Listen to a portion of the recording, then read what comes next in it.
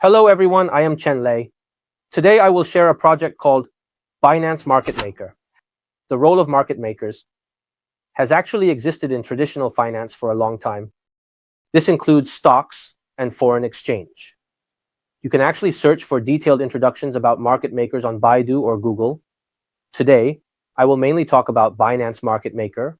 So in 2020, Binance incorporated market makers into the Binance exchange. So, Binance is not the only one recruiting market makers. Other exchanges are also hiring, including OKEx and Gate. For example, if we look at this Git, we can see something called the order fee rate. What does this mean? It means that as regular retail investors trading on the exchange will charge us fees. The fee rate, enjoyed by market makers, means that the exchange not only does not need to charge us fees, but actually pays us rebates.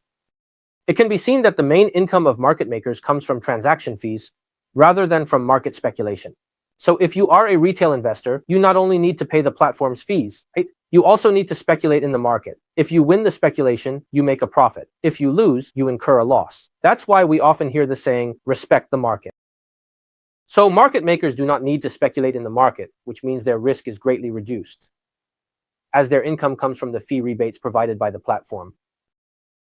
Here we can see that, currently, Binance's market makers are divided into 3 levels, taking the highest level as an example. If you want to receive a fee reward of 0.005%, you need to achieve a weekly order volume that accounts for 1.5% of the entire platform, or 1.5% of the Bitcoin order volume on the Ethereum leaderboard.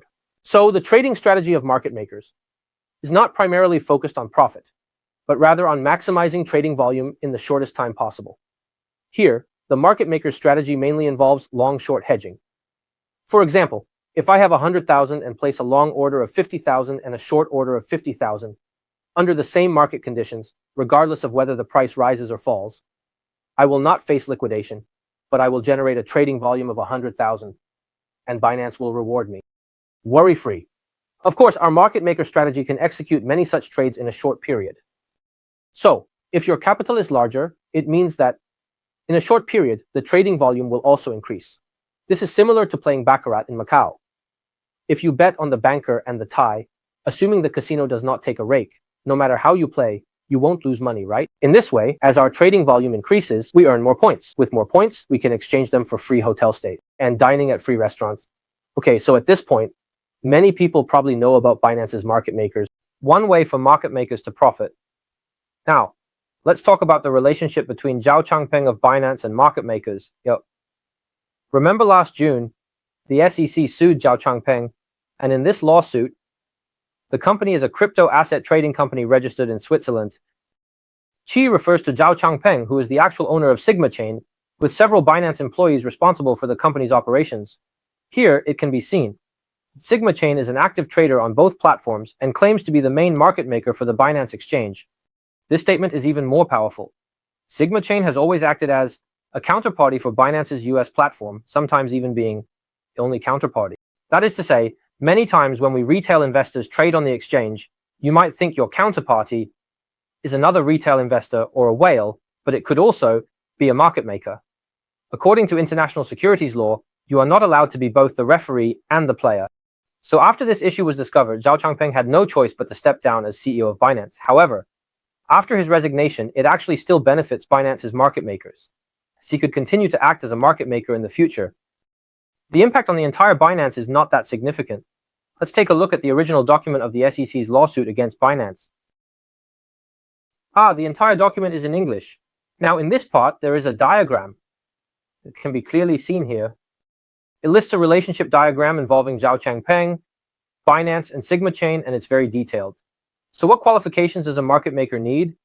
First, as we just mentioned, a market maker needs to meet the above 3 points. So we have already achieved this. Another requirement is that one must have VIP level 9, as Binance has levels from B1 to V9, and one must reach VIP level 9. For VIP level 9, the trading volume must have certainly been met. And additionally, one needs to stake 500 BNB, which is also something that market makers need to provide themselves. So speaking of this, many friends might see that the threshold is so high. If I can't meet it, can I still participate? The answer is yes. Here, we need to talk about Binance's custody sub-accounts. Once we achieve the previously mentioned VIP level 9, including the trading volume as a market maker, we will be eligible to bind 10 custody sub-accounts. So what about these custody sub-accounts? For example, if you in front of the screen want to participate, you can bind your Binance account with our trading team account. It becomes one of our sub-accounts. In this way, your account can also enjoy a fee rebate of 0.05% for transactions, which will be synchronized with our main account.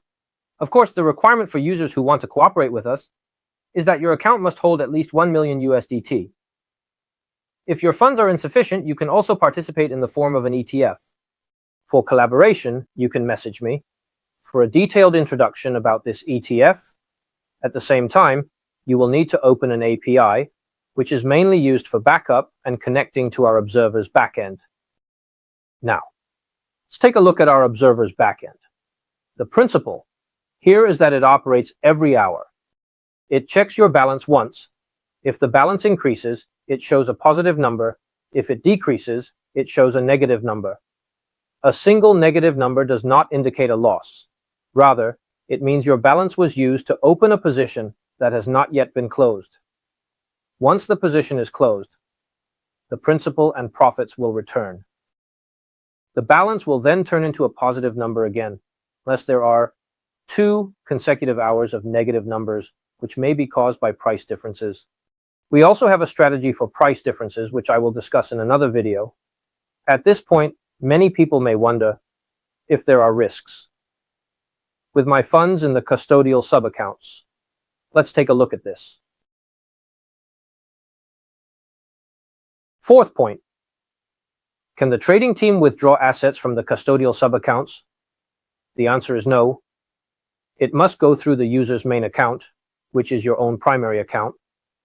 Similarly, all the fees generated later will also be in your account. We also cannot withdraw. So this involves a settlement issue. For example, we settle once on the 1st of every month, and on the 1st of each month, over 20,000 can be withdrawn. In the custodial sub-account, we can see the transfers here. There are over 20,000, and the more than 16,000 here is for increasing positions. So we can see that it is a transfer in. Okay, let's talk about it again. There are 2 roles involved in this market making. One is the Binance user. The second is the market maker. Since there are 2 roles collaborating, it must be under the premise of mutual benefit. So the other role must also make money. However, the profits are in the Binance user's account. So when it comes to the 1st of each month during settlement, the Binance user needs to withdraw part of the profits to give to the market maker. Therefore, this collaborative approach is beneficial for Binance. From the user's perspective, they have advantages. Both the principal and profits are in their account, compared to many previous investment methods where we had to take money out of our pockets to give to the project party, which then makes money and distributes it back to us, right? This way, the risk is actually much lower. If some project parties might be a bit kinder, they may at most return your principal, but some bad ones might just cut you off completely. So this method is reversed. This gives our Binance users absolute control. Okay, that's it for today's sharing. If you have any questions, you can message me privately. See you next time.